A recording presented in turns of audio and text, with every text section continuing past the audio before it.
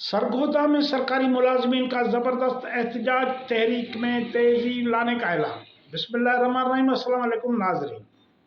पंजाब के शहर सरगोदा में सरकारी मुलाजमीन ने अपने मुतालबात के हक में बड़ी एहतजाजी रैली निकाली और हुकूमत से फौरी मुज़ाकरात और मसाइल के हल का मुतालबा किया।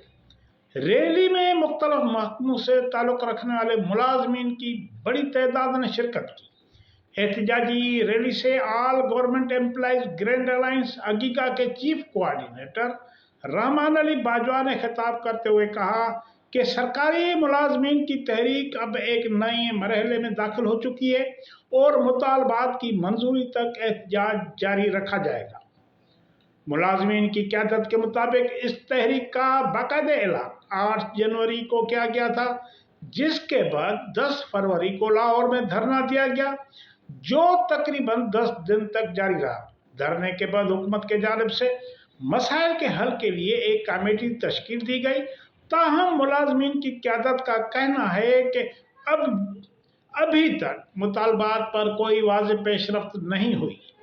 सरकारी मुलाजमीन की तहरीक के तहत पंजाब के मुख्तलिफ डिवीज़न्स में एहतजाजी मुजाहरों का सिलसिला जारी है। 24 फरवरी रावलपिंडी में एहतजाज, 26 फरवरी फैसलाबाद में मुजाहरा, 3 मार्च बहावलपुर में रैली, 5 मार्च मुल्तान में एहतजाज। इन तमाम शहरों में हज़ारों की तादाद में मुलाजमीन ने शिरकत की और अपने मुतालबात के हक में आवाज़ बुलंद किया। मुलाजमीन की क़यादत के मुताबिक इनके बुनियादी मुतालबात जो हैं उनमें डिस्पैरिटी रिडक्शन अलाउंस DRA किया जाएगी, लीव इनकैशमेंट के फैसले की वापसी, पेंशन इस्लाहात पर नज़रसानी, EEOs और SSC टीचर्स की रेगुलराइजेशन, लैब अटेंडेंट्स की अपग्रेडेशन, लेडी हेल्थ वर्कर्स और क्लास 4 मुलाजमीन की अपग्रेडेशन शामिल है। सरगोदा में खिताब करते हुए रहमान अली बाजवा ने कहा कि अगर हुकूमत ने मुलाजमीन के मुतालबात जल्द तस्लीम न किए तो एहतजाजी तहरीक को मजीद वसी किया जाएगा और आइंदा लाहे अमल का ऐलान भी किया जाएगा। उन्होंने कहा कि सरकारी मुलाजमीन महंगाई और मुआशी दबाव के बाद शदीद मुश्किलात का शिकार है, इसलिए हुकूमत को चाहिए कि फौरी तौर पर मुज़ाकरात करके मसाइल हल करें। डिस्टॉर्शन करते हैं तो चीजें जो है आगे पीछे हो जाती हैं। लीडर वो, कायद वो जो दिल से सुने, दिमाग से काम ले। जब अपने मशीरों के कहने के ऊपर चलता है तो जलीलो रुसवा हो जाते हैं और जो हाथ में चीजें आ भी रही होती हैं वो भी उसके हाथ से निकल जाती है। इंशाअल्लाह ताला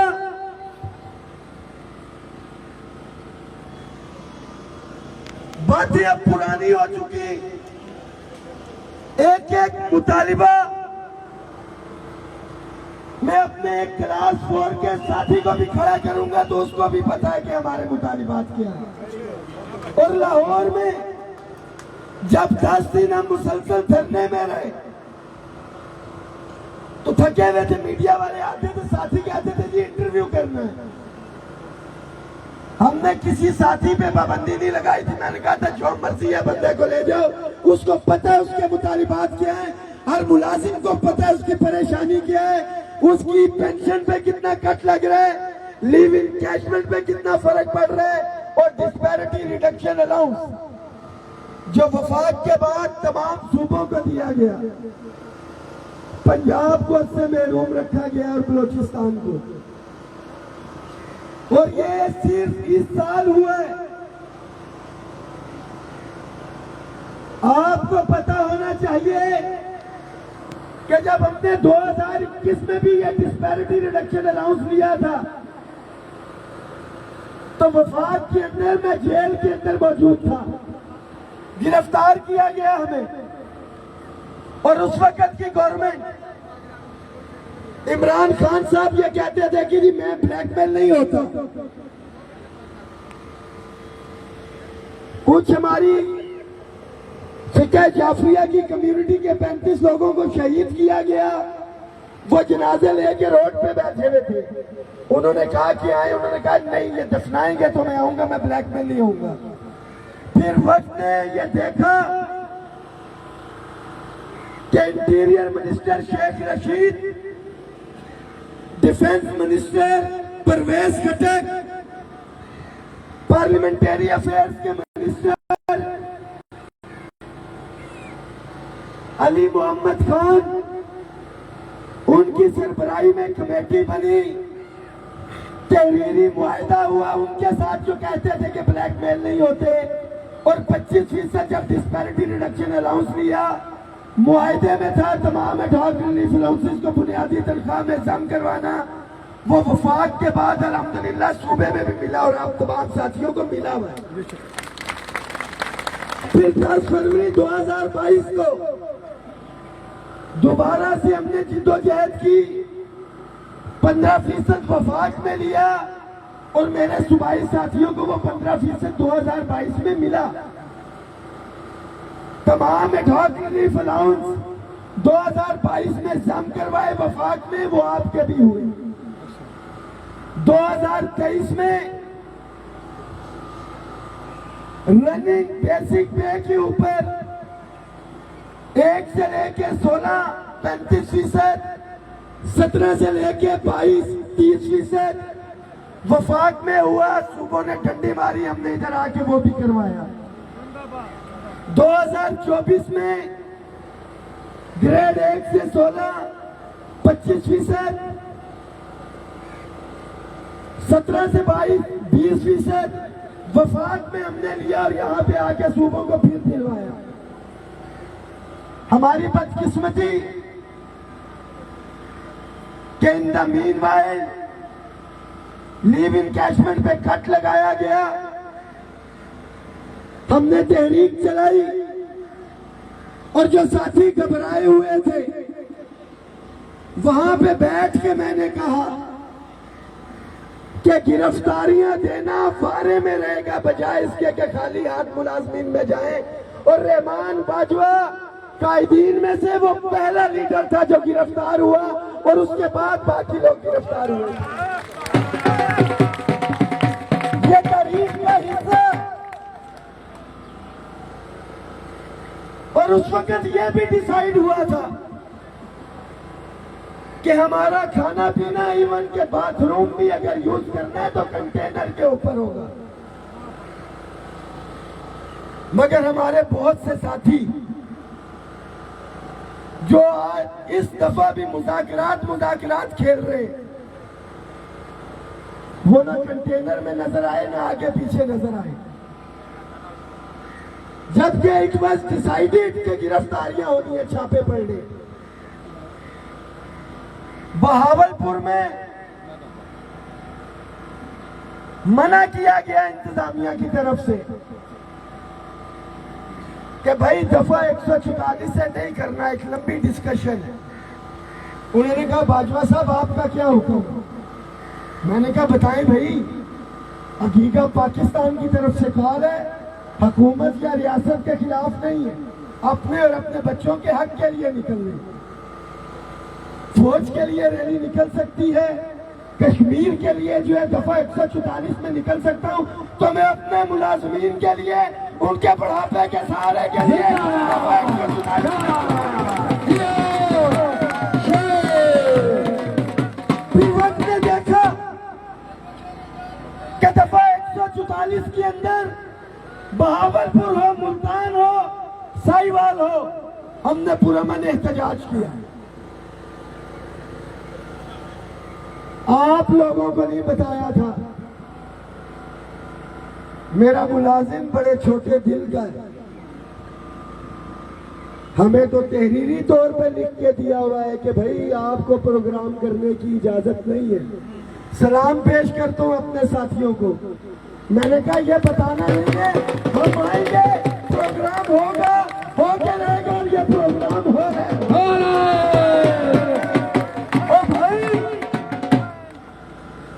आज दफा 144 में मैं बहावलपुर में रुक जाता हूं तो मुल्तान मुझे किसने करने देना? मुल्तान में कर लेता हूं तो यहां पे किसने? और 31 तारीख को अगर दफा 144 का फरलू मेरे हवाले कर दिया, फिर मेरे मुतालिबात तो बढ़ गए ना। जी बाजवा साहब जी,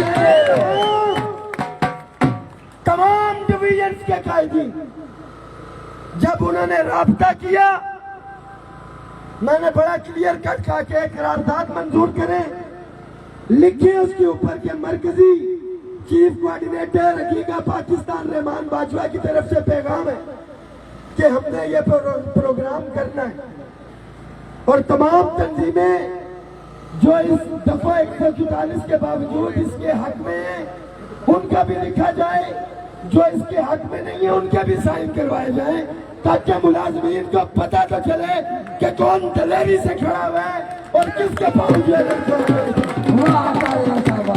बाजवा साहब, बोले बोले बाजवा साहब, ये पुरजोश वाला बाजवा साहब, बाजवा साहब। मुझे साथियों ने कहा कि हमारे महबूब कायद, एक महबूब कायद भुट्टो साहब थे, फांसी पे चढ़वा दिया वहां। मियां साहब थे, जब हुकूमत से हटे तो बिल्कुल खामोशी के साथ वो गए लाहौर। एक महबूब लीडर इस वक्त अडियाला जेल के अंदर।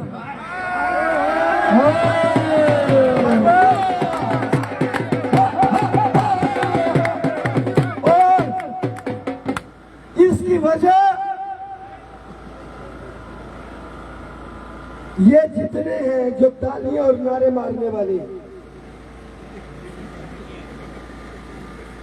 वो लैला मजनू की सुनाता हूं, टाइम लंबा हो जाएगा। मजनू पहुंच गया, लैला को पता लगा कि मजनू आया है, उसने भेजा भाई अपनी मुलाजमा को, उन्होंने कहा भाई मार देंगे तो मौलवी साहब के हुजरे में छुपा दिया। उसने कहा मजनू बड़ा कमजोर है, लैला ने कहा खिदमत। उसने चूरी छुरी बना के भेजी, वो काम वाली जाती थी मुलाजमा खादमा, मौलवी साहब को चूरी दे आती थी, वो कहते थे खिला देंगे। वो महीना हो गया चूरी जा रही है, मगर वो कहती है मजनू को मिलती हूँ, वो कमजोर ही होता जा रहा। उसने ट्रे के अंदर जो है छुरी भेजी मुलाजमा के हाथ। उसने कहा आप जाएगा तो उसको कहना कि मजनू मुझे तेरी रान के जो है ना गोश्त का टुकड़ा चाहिए। तो जाके पैगाम देना। खादमा पहुंची, मौलवी साहब आए बाहर, उनका बताओ। उसने कहा जी आज छुरी नहीं है, ये छुरी है आज, तो ये जो है फरमाइश आई है। तो उसने कहा भाई ठहर जाओ, चूरी वाला मजनू मैं हूँ, छुरी वाला अंदर। मजनू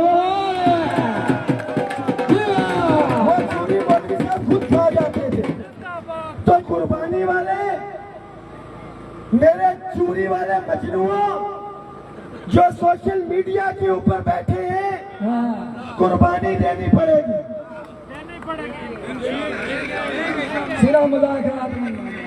ईमानदारी के साथ रोजा है, बिल्कुल ईमानदारी के साथ।